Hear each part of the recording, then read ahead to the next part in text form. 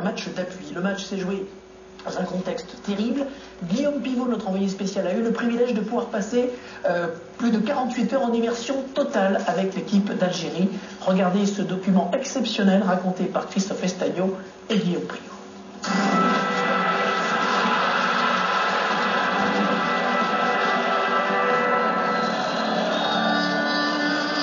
11 joueurs, 40 millions d'Algériens et bien plus qu'un match de football.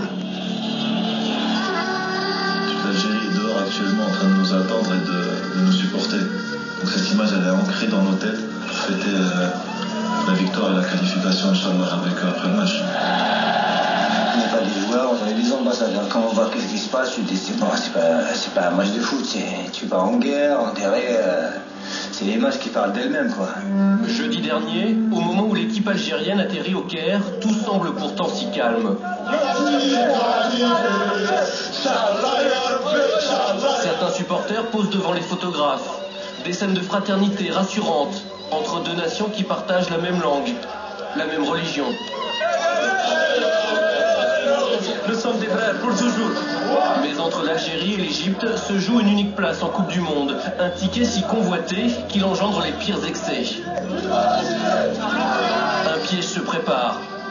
Des supporters égyptiens incontrôlables et des policiers débordés, incapables de protéger les Algériens. C'est la police qui ont frappé là. Ils nous ont attaqués là. Au lieu de nous protéger, ils ont commencé à nous frapper. Ça se peut pas. Ça se peut pas. Moins d'1 kilomètre sépare l'aéroport du Caire de l'hôtel des footballeurs algériens. Un trajet à haut risque, filmé par l'un des joueurs sur son téléphone portable.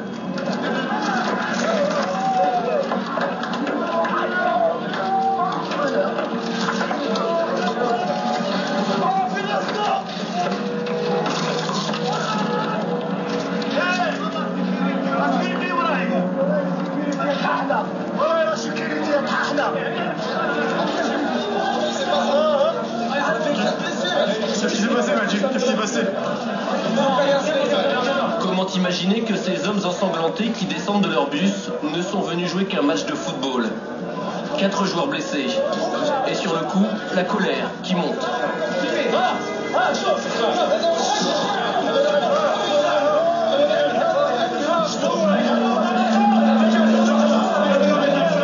Imagine un joueur, il prend ça dans la tête. Imagine. C'est ça le football, c'est ça le football. J'ai vu l'arrière qui heureusement qu'elle était un peu emportée par son réseau. Mais après, il est descendu, je me suis caché. Il y a un morceau d'air qui a pénétré à l'intérieur de la plaie. On attend pour la suturer qu'il y ait une constatation de la FIFA. Et après, ils te disent, on est des frères. Frères, ça se trouve pas. Regarde l'accueil. Quel accueil. Ils te disent l'Algérie. Quel accueil. Là, en Algérie, on a touché personne. En Algérie. Personne qui touche. Ça, parce qu'ils voient les gens. C'est pas un joueur. Après, ils te disent, on est des frères. On n'est pas des frères. On va la gagner. On va la gagner. On va la gagner.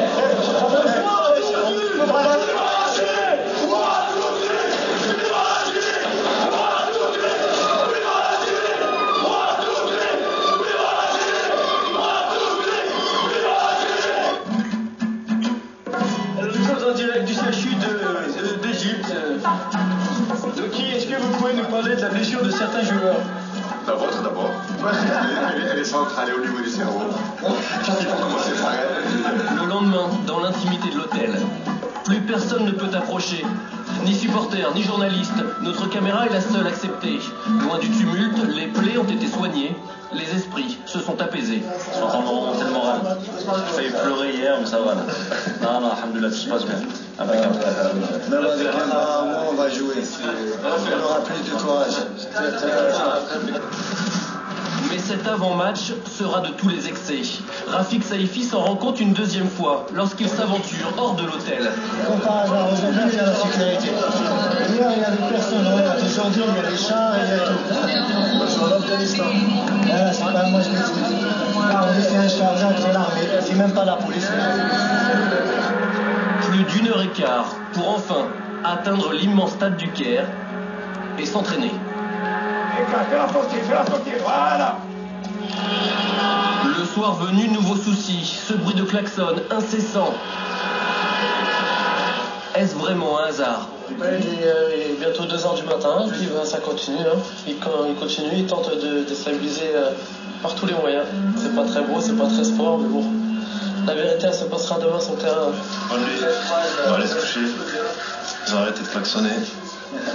Tard dans la nuit, Antaryaya, l'ancien joueur de Bastia, est presque au bout de ses surprises. Sûrement, l'Égyptien, il a dû prendre ma carte, il m'a dit C'est devant la porte. ouais, j'étais mauvaise langue, pardon. Jour de match. Malgré les incidents, la Fédération internationale a décidé de maintenir la rencontre. Alors, peu importe les polémiques. Ah mais chez nous il peut se passer n'importe quoi, il y aura toujours une bonne ambiance, on sera toujours détendu. On est plus fort que, c'est pour ça qu'ils ont commencé à créer. On savait qu'ils allaient nous faire tous les moyens pour nous déstabiliser. Vous êtes l'exemple, c'est l'Algérie qui joue. Et on doit donner un très bon exemple dans le contre-plan. Tout le monde. Y compris moi, parce que la dernière fois je me suis énervé. On va aller au match. On va les battre sur le terrain. Et là, on va leur démontrer, on va leur dire, voilà, nous on mérite d'aller au couteau. On est prêt pour le match. La guerre.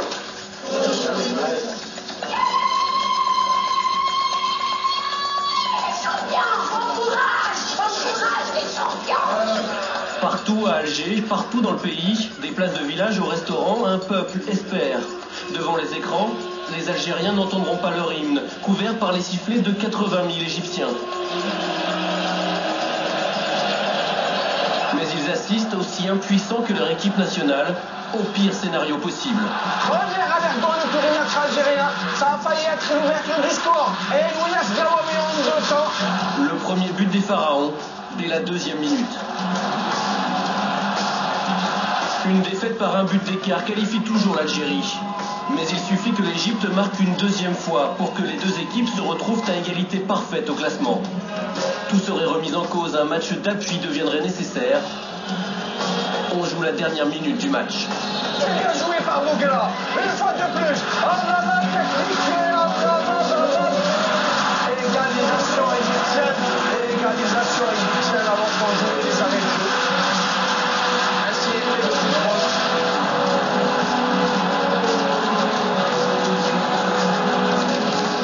Pendant 95 minutes, l'Algérie a tenu cette participation au mondial qui lui échappe depuis 23 ans.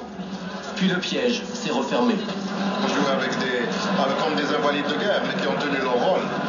Il faut vraiment les féliciter, ces garçons. On est fiers d'eux. Tard dans la soirée, dernier remerciement aux supporters venus les encourager. Mercredi au Soudan, sur terrain neutre cette fois, les Fennecs auront une 2e chance. Ça fait mal, c'est très dur à digérer. Pas le choix, hein. On récupérait très vite. Alors demain au Soudan, on va gagner au Soudan, Inch'Allah. Sur le chemin du retour, un éternel recommencement, de nouveaux jets de pierre.